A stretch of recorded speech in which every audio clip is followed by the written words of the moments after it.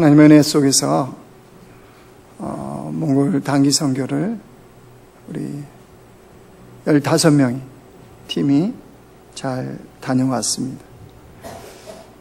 몽골 선교를 가면요 꼭 들르는 곳이 하나 있습니다. 아니 몽골에 온 사람들이 다 가는 곳이 하나 있어요. 울란바토르 남쪽에 위치한 자이승 전승 기념탑이 있습니다. 우리나라 보면은 남산 같은 이런 곳에 승전 기념탑을 세우는 겁니다. 뭐냐면요, 사회주의 혁명 50주년을 기념하고 또 전쟁에서 승리하고 또 그 전쟁에서 죽어간 사람들을 추모하기 위해서 구소련이 1945년도에 세운 겁니다. 그 세워서 이제 몽골 정부에 기증을 한 거죠. 그런 기념탑입니다. 거기에 올라가면 이제 몽골 시내가 또 쫙 이렇게 보이기도 합니다. 근데 그 자이승 기념탑을 내려오면요, 예전에는 그 건물들도 없고 뭐 이랬는데 요즘은 주변이 굉장히 많은 건물들이 들어섰더라고요. 그래서 예전에 내려오면 바로 보였는데 지금은 건물 사이에 숨겨져 있더라고요. 그게 뭐냐면요, 거기 한 기념 공원이 하나 있습니다. 계단을 다 내려오면 밑에 대암 이태준 선생의 기념 공원이 하나 있습니다. 이 대암 이태준 선생이 누구냐? 독립운동 했던 사람입니다. 한국에서 독립운동을 하니까 일제가 체포를 하려고 그러니까요, 중국 난징으로 도망갔다가 몽골로 들어온 겁니다. 그래서 몽골에서 조국의 독립을 지원하는 일을 거기서 계속적으로 활동을 한 거예요. 근데 이 사람이 누구냐? 지금의 그 연세대학교 있죠. 의과대학. 그러니까 그 당시에는 세브란스 의학교라고 그러는데, 세브란스 의학교 2회 졸업생입니다. 2회 졸업생인데, 그렇게 이제 독립운동을 한 거죠. 몽골에 들어와서 뭘 했느냐? 동의의국이라는 병원을 차려갖고요, 그 당시에 몽골에 질병이 이렇게 많이 퍼져 있었는데 그걸 퇴치운동하는, 질병을 치료하는 일에 앞장을 섰습니다. 대암 이태준 선생이요, 몽골의 마지막 황제의 주치의이기도 했습니다. 그래서 몽골에서는 그런 이태준 선생을 감사해서 몽골의 최고 훈장, 이게 무슨 훈장인지 모르겠는데 에른테는 오츠르, 모르겠죠? 몰라요, 저도. 저 최고의 훈장이래요. 이 훈장을 이 대암 이태준 선생에게 줬어요. 그리고 몽골에서는 이 사람을 어떻게 부르냐 그러면요, 몽골의 슈바이처라고 부릅니다. 이게 대암 이태준 선생입니다. 그래서 자신의 생명을 바쳐서 조국의 독립을 위해서 또 몽골의 질병 퇴치를 위해서 그런 우수를 펼치고 있던 1921년에 일본 사람하고 내통하고 있던 구소련의 백군에 의해서 암살을 당합니다. 그때 나이가 38살이었어요. 이런 대암 이태준 선생을 기념해서 몽골 한인회하고 연세 세브란스에서 이렇게 같이 기념 공원을 세운 것이 오늘날에 그 자리에 있습니다. 대암 이태준 선생은요, 기독회 의원, 그러니까 의사들이 가입한 기독회 의원으로 이렇게 알려져 있습니다. 그러니까 그가 누구냐 그러면 신실한 그리스도인이었던 거죠. 신실한 그리스도인으로서 나라의 독립에 힘썼고 또 몽골 땅에 있는 백성들의 질병을 치료하는 그 일에 자신을 드린 겁니다. 왜 그는 그런 일을 했을까요? 왜 했을까요? 복음이 그 안에 들어온 사람들은요, 복음으로 다른 사람을 살리는 일을 하게 되어 있습니다. 복음이 그 안에 살아있는 사람은 그 복음이 다른 사람을 살리는데 쓰임받게 되어 있어요. 자, 올해 우리는 다시 복음으로 새롭게 이렇게 출발을 했잖아요. 자, 이렇게 8월 마지막 주입니다, 드디어. 8월 마지막 주까지 달려오셨는데 우리 개인의 삶이 어떻습니까? 복음으로 다시 새롭게 하는 증거가 있습니까? 복음이 나를 다시 새롭게 했나요? 예수 그리스도를 처음 믿어서 내가 새롭게 된 그 이후에 다시 그 복음이 나를 날마다 새롭게 나의 영혼을 세워가고 있느냐는 겁니다. 복음이 내 안에서 드러난 그 삶의 증거는 또 무엇입니까? 삶의 현장에서 복음이 내게 어떤 일을 행하고 있습니까? 이 질문을 드리면서 오늘 말씀을 이제 시작하려고 합니다. 여러분, 에스겔서는요, 하나의 구조가 있습니다. 하나님 백성들이 범죄를 하면 하나님께서 징벌을 하십니다. 그럼 보통 이 백성들이 회개해야지 하나님의 회복이 있잖아요. 에스겔서는 그렇지 않습니다. 이스라엘 백성이 하나님 앞에 범죄해서 우상을 섬기면 하나님의 징벌로 하나님의 영광이 이 백성으로부터 떠나버립니다. 그러면 이 백성이 회개해야지 이 하나님의 영광이 다시 돌아오잖아요. 근데 그렇지 않고 에스겔서는 이 백성이 아직 회개하지 않았는데도 하나님의 영광이 다시 돌아옵니다. 왜냐하면 하나님의 거룩한 이름을 향한 하나님의 열심 때문입니다. 그런데 그걸 보고 이스라엘 백성들이 다시 회개를 합니다. 이게 에스겔서의 구조입니다.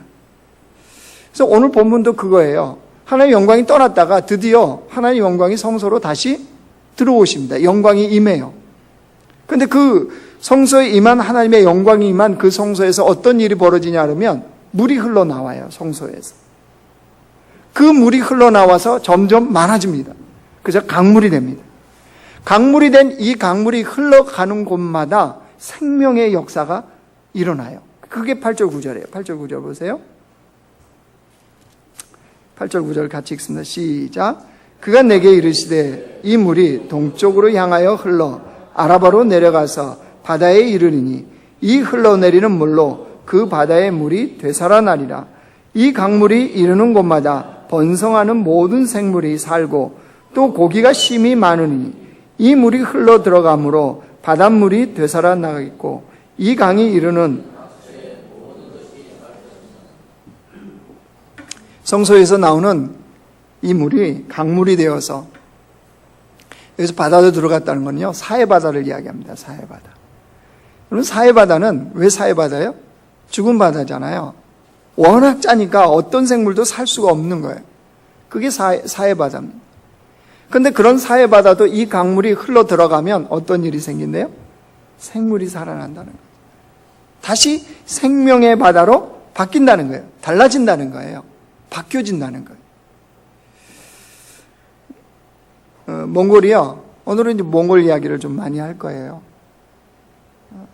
그러니까 잘 알아서 들으시면 돼요. 몽골이 2017년부터 IMF 체제로 들어갔습니다. 우리 IMF 체제 때 기억나시죠? 금 팔고 이렇게 해갖고 나라 경제 살린다고 막 그랬잖아요. 근데 몽골도 이미 IMF 지원을 받아서요. IMF 체제예요. 그러니까 경제가 어렵습니다. 환경도 뭐 열악하기 짝이 없습니다. 뭐 300만이라고 그러는데 그 울란바토르에 거의 대부분이 살고 있어요. 거기 다 밀집해서 살아요. 나머지 그냥 나가면 땅이 널브러져 있습니다. 그러니까 땅 욕심 생기신 분들은 몽골 한번 다녀오세요. 땅 욕심이 안 생겨요. 그냥 울타리 치면 다 내 것처럼. 그러니까 경제도 어렵죠. 환경도 열악하죠. 그러다 보니까 이 2년 전 제가 갔었는데 2년 전하고 또 다르더라고요. 건물들이 어마어마하게 지금 들어서고 있습니다. 그런데 많은 건물들이 또 공사가 중단된 그런 건물도 많더라고요. 공항에 내려서 울란바토르 시내에 들어가기까지는 예전에는 그래도 초원들이 좀 보였어요. 공항에서 이렇게 나오자마자. 근데 요즘은 초원이 잘 안 보여요. 왜냐하면 건물들을 많이 세우니까. 근데 아무튼 그런 어려운 상황인데 그러다 보니까 누가 진짜 어려웠겠어요? 서민들이 어렵죠. 서민들이. IMF여도 있는 사람들은 돈을 더 번다며요. 아세요, 여러분? 서민들이 어려운 거예요. 경제가 어려우니까 서민들은 더 어려운 거죠. 그러니까 이 사람들이 울란바토르로 다 몰려오는 거예요. 왜? 사람들이 많은 지역에서 어쨌든 뭘 할 수도 있고 이렇잖아요. 오긴 왔는데 울란바토르는 이미 땅값이 비싸고 뭐 이러니까 서민들로서는 감히 엄두를 못 내는 거죠. 그래서 소위 말하는 우리가 예전 생각해 보시면 달동네요. 달동네라는 것이 이제 울란바토르 이게 도시 수도면 이 외곽이죠, 외곽. 외곽에 달동네 같은 것들이 이제 엄청나게 생긴 거예요. 거기서 이제 수돗물도 뭐 지난주에 수돗물 얘기했지만 수돗물이 없어요, 거기도. 여전히 우리 예전에 그처럼요. 그 표를 사가지고 수돗물을 받아가지고 이렇게 받아서 집에서 쓰는 우리 그 갔던 교회 바로 앞에가 물 파는 곳이 있더라고. 그런 지역이에요. 저희가 이번에 가서 여름 성경학교를 두 군데에서 했습니다. 우리 지교회로 삼은 두 교회에서 했는데 첫 번째가 우리가 52번째로 세운 게를트 차막이라는 이 교회입니다. 거기 가서 여름 성경학교를 했습니다. 근데 거기도 외곽 지역이에요. 소위 달동네예요, 달동네. 사람들이 바글바글 모여있더라고요. 거기서 했는데 여러분 애들이 몇 명 온 줄 아세요? 우리가 여름 성경학교 한다고 그러니까 애들이 몇 명 온 줄 아세요? 130명. 13명 아니고 130명. 나중에 한번 성경 보고 할 때 보죠. 점심 먹는데 그 교회 마당에서 이제 앉아서 이렇게 먹는데 이게 펄펄 그냥 그러니까 앉아서 먹는 모습이 참 좋았어요, 저는. 그런데 아무튼 그 아이들이 와서 그 뭘 했냐면 말씀도 전했고 그다음에 이제 여름 성경학교 생각하시면 돼요. 그림도 그리고 거기에 예수님께 드릴 나의 것들을 써보기도 하고 그리고 이제 활동을 그 안에서 또 하는 거예요. 이렇게 게임도 하고 우리가 준비해간 것들 이런 것도 하고 이런 시간을 가졌어요. 그리고 우리가 티셔츠를 여러분들이 커피 사시고 반찬 사시고 이런 것들이 있죠. 그런 걸로 티를 맞춰갔어요. 그래서 아이들을 다 입혀줬습니다.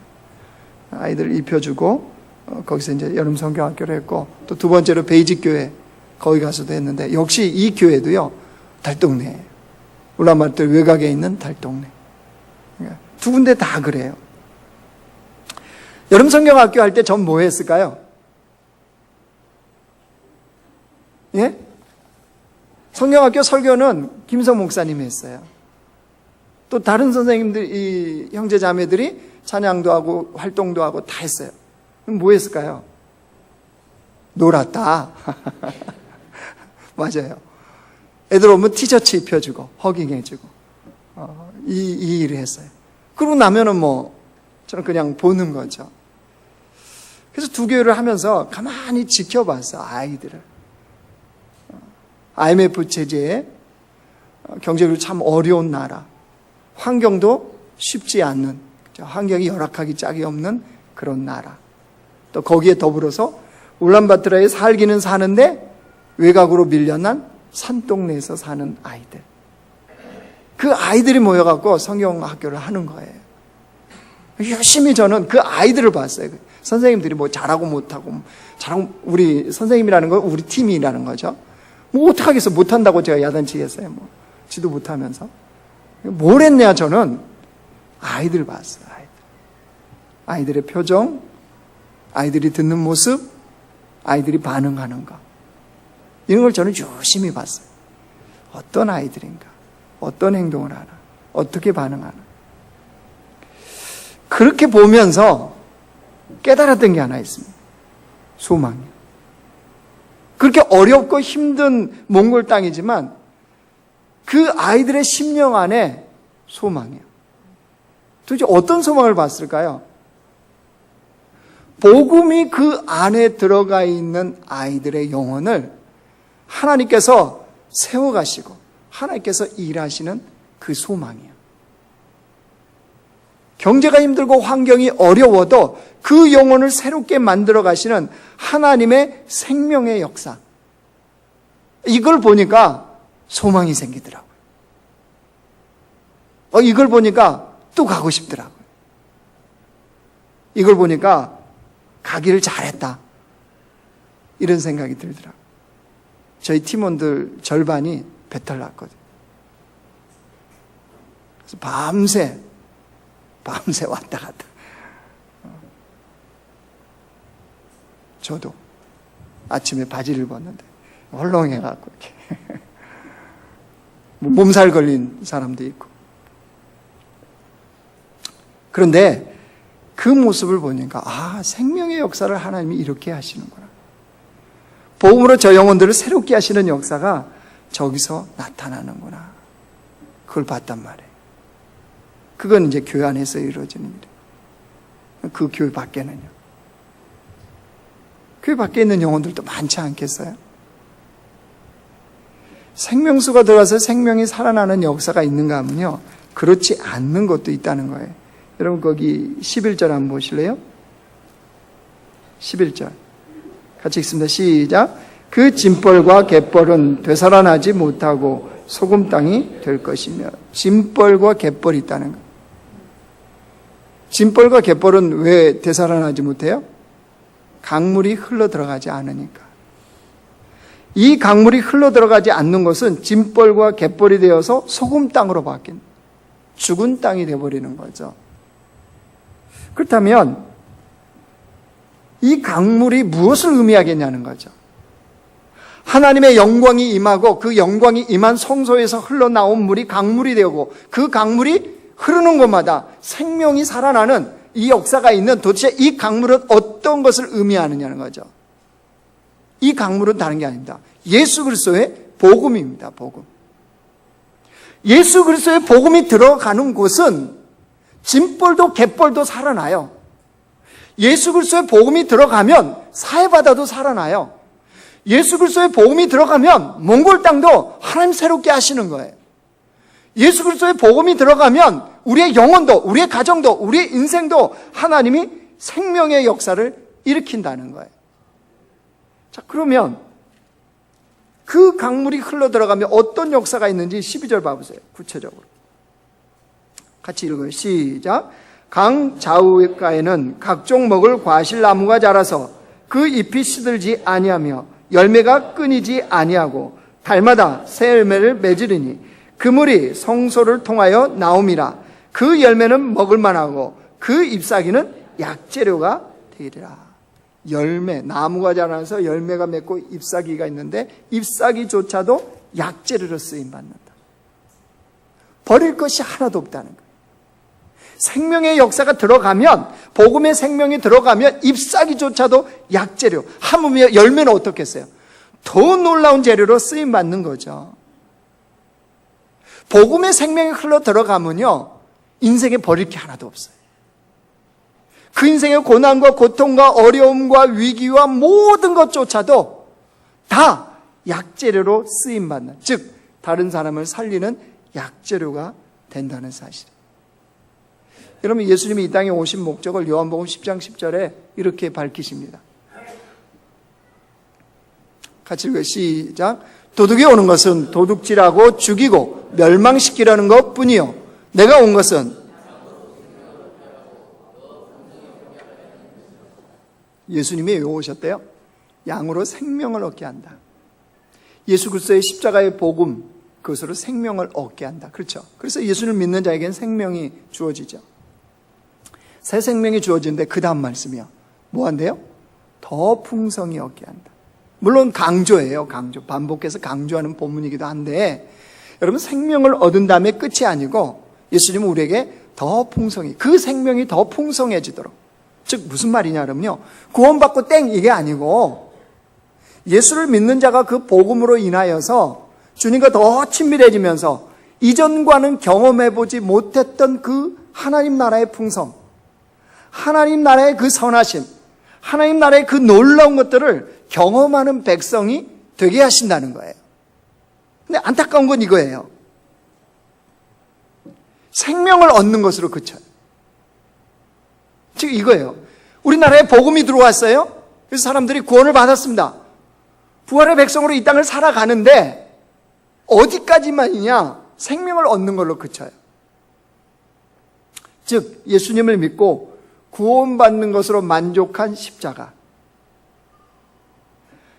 예수 그리스도를 믿고 천국 가는 티켓, 이것을 딴 것으로 그치는 복음, 여기에 딱 멈춰져 있어요. 예수님 분명히 내가 온 것은 양으로 생명을 얻게 하고 더 풍성히 얻게 한다고 그랬잖아요. 근데 더 풍성히 얻는 그 단계로 안 나가요. 다시 말해서 복음이 더 깊고 더 완전하고 더 놀라운 능력으로 내 삶의 생명의 역사가 나타나야 되는데, 동맥경화증 아세요?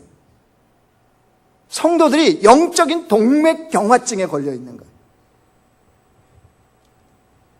크게 피가 원활하게 흘러서 이 몸이 건강한 상태에서 무언가를 이루어야 되는데 그 단계로 안 나가더라는 거예요. 여러분에게 복음은 뭡니까? 여러분의 삶에는 복음이 지금도 일하고 있나요? 여러분의 삶에는 그 복음이 내 인생을 약재료가 되도록, 다른 사람을 살리는 약재료가 되도록 쓰임받고 있나요? 이걸 해결하는 방법은요, 다른 데 있잖아요. 12절 다시 보세요.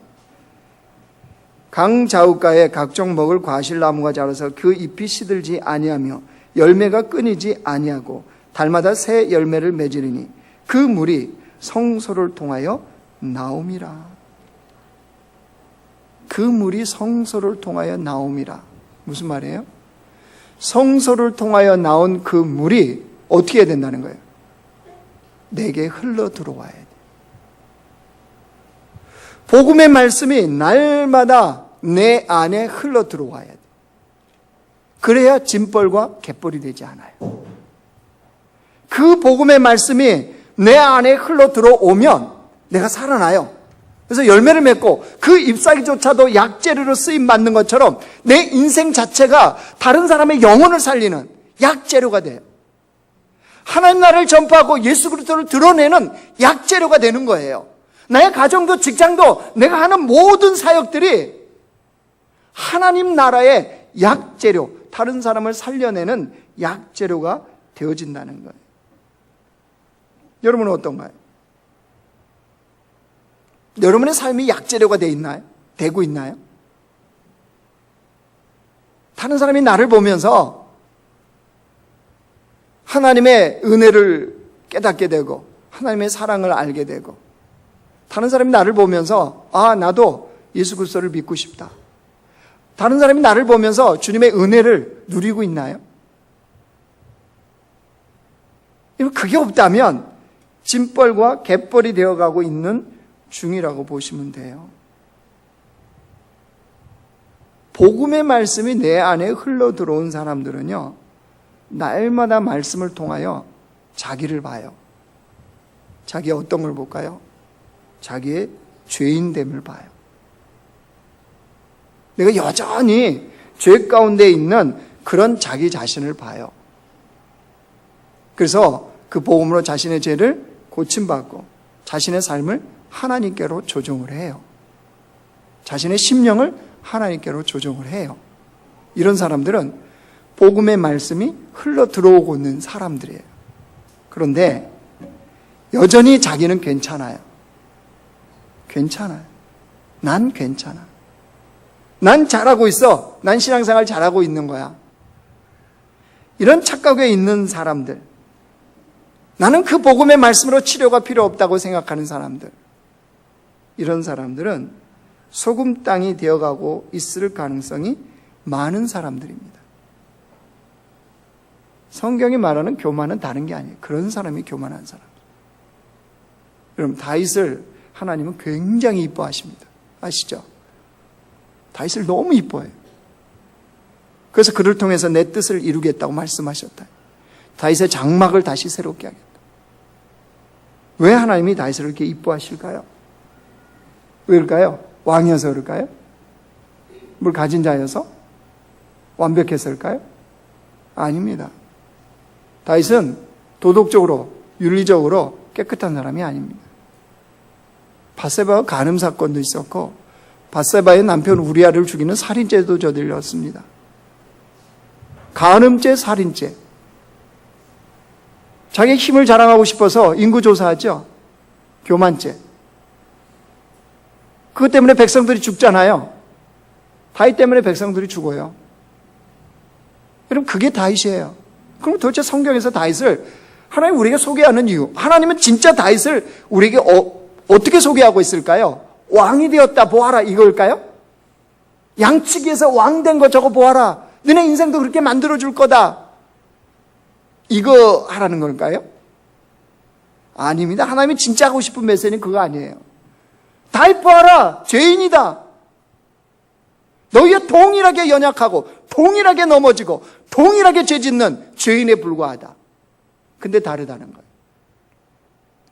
그는 하나님 앞에 자신의 죄인됨을 인정해요. 그리고 복음의 말씀이 그를 살려내요. 그러니까 주님 앞에 엎드리고 주님 앞에 쓰임받는 사람이 되는 거예요. 시편 51편 보여주세요. 다윗의 고백을 보세요. 같이 읽어요. 시작. 하나님이여 주의 인자를 따라 내게 은혜를 베푸시며 주의 많은 긍휼을 따라 내 죄악을 지워주소서.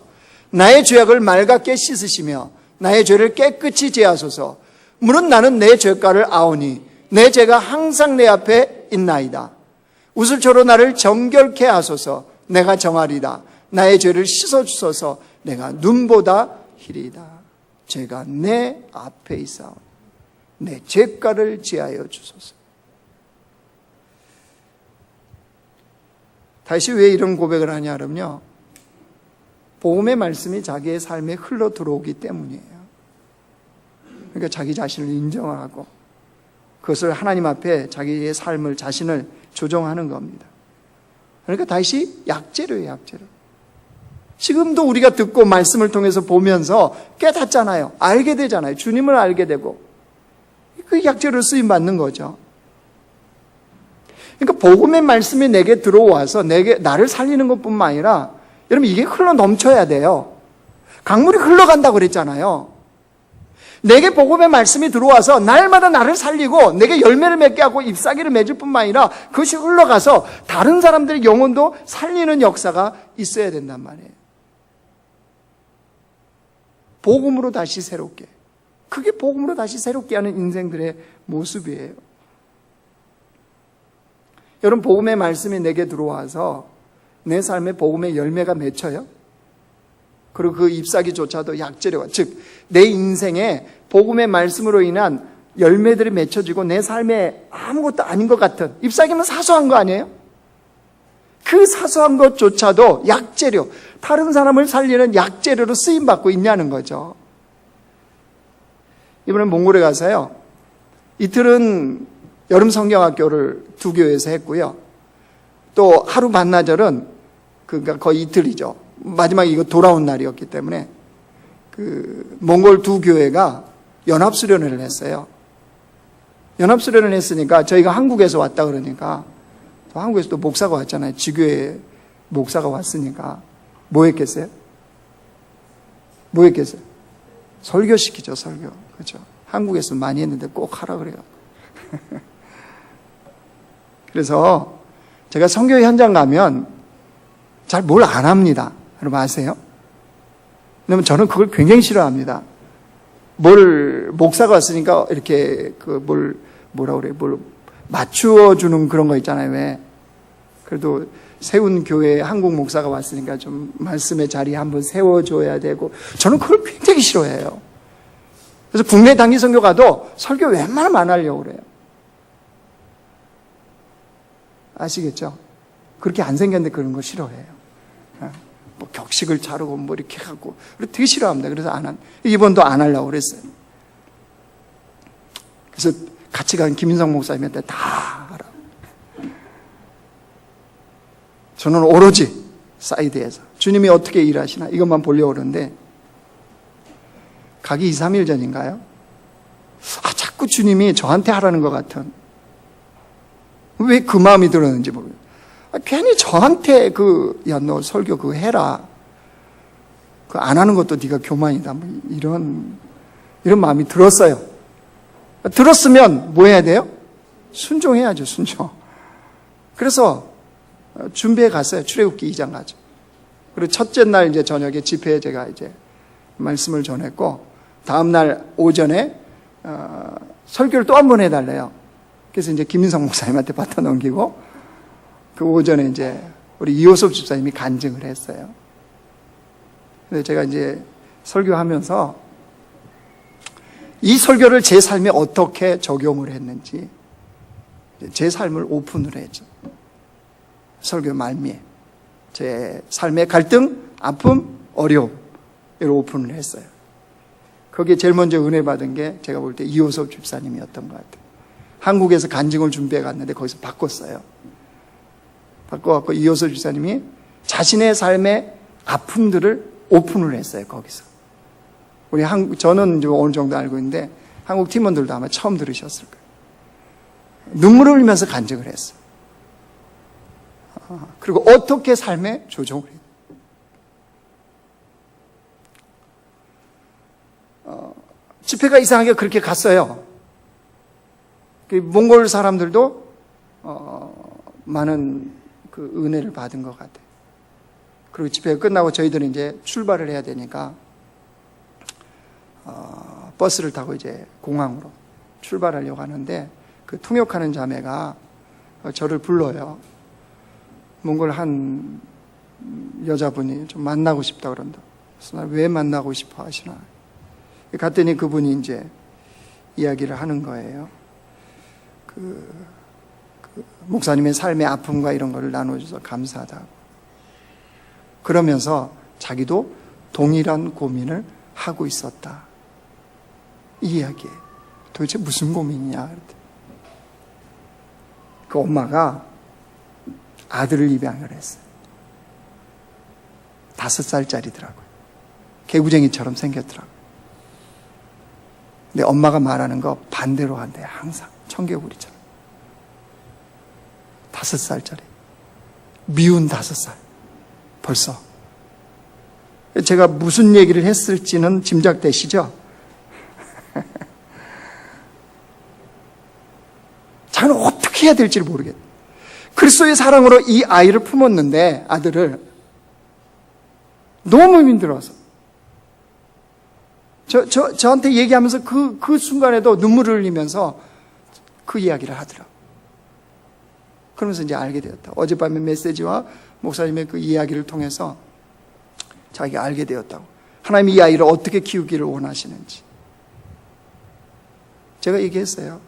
우리 딸은 우리 집에 오신 예수님이시라고.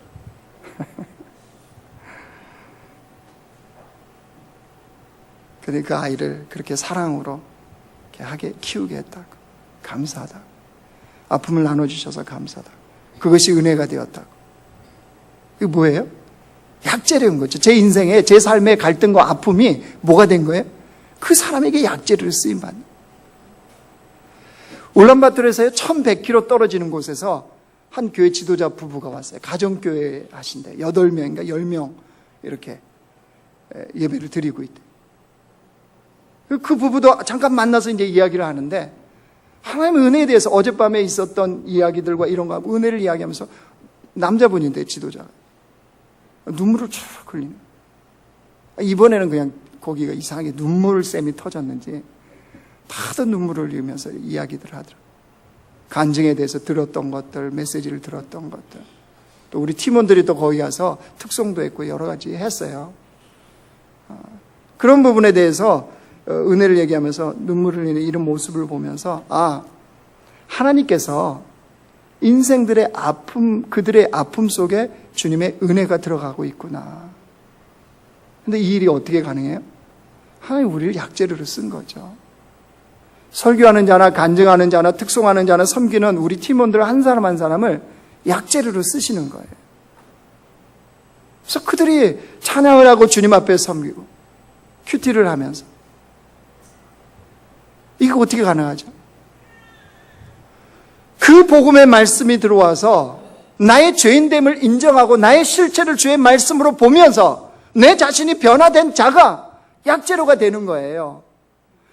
이것을 통해서 하나님의 은혜가 내게 들어오고, 이걸 통해서 내 삶을 조종하시고, 이걸 통해서 나를 훈련하시는 하나님의 말씀의 그 은혜가 내가 보여지고 들려지고 내 삶이 조종되어지면 그 아픔조차도, 그 고난조차도, 그 위기조차도 약재료가 되는 거예요. 하나님 그걸 원하시는 거예요. 여러분, 각자마다 인생에 어려움들이 있죠. 위기 있잖아요. 말 못할 고민들 있잖아요. 지금도 속 끓고 애 끓는 일이 있잖아요. 기도해도 하나님 응답하시지 않는 그 일들 같은 것들이 있잖아요. 주님이 그거 약재료를 쓰기를 원하시는 거예요. 잎사귀조차도 약재료가 되리라. 내 삶에 나는 사실은 열매 맺으면 잎사귀 다 버리지 않아요, 사람들이? 사과 따는데 잎사귀 갖고 뭐 하나요? 아니죠. 열매만 취하지 잎사귀는 다 버려요. 그런데 하나님은 그 잎사귀조차도 약재료로 쓰시는 그 하나님이시란 말이에요.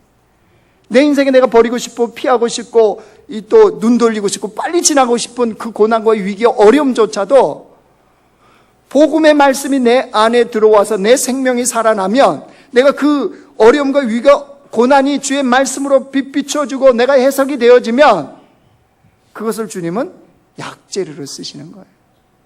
그래서 주님 안에서는 감사함으로 받으면 버릴 것이 하나도 없는 거예요. 그러니까 범사에 감사가 가능한 거죠. 항상 기뻐하는 것이 가능하죠. 어떻게 고난 중에 기뻐합니까? 어떻게 감사합니까? 무엇을 믿어요? 그것조차도 복음의 말씀 안에서 약재료가 되게 하실 하나님을 믿으면 가능한 거죠. 하나님이 그러고 나서 알았어요.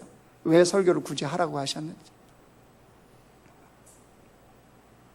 지나가면 뭐 인사하니라고 그런지 몰라도 어쨌든 그날 설교가 테바였어요. 테바. 무동력. 출애굽기 2장이요. 갈대상자. 노아의 방주. 계속 그 얘기를 하면서 알았어요, 제가.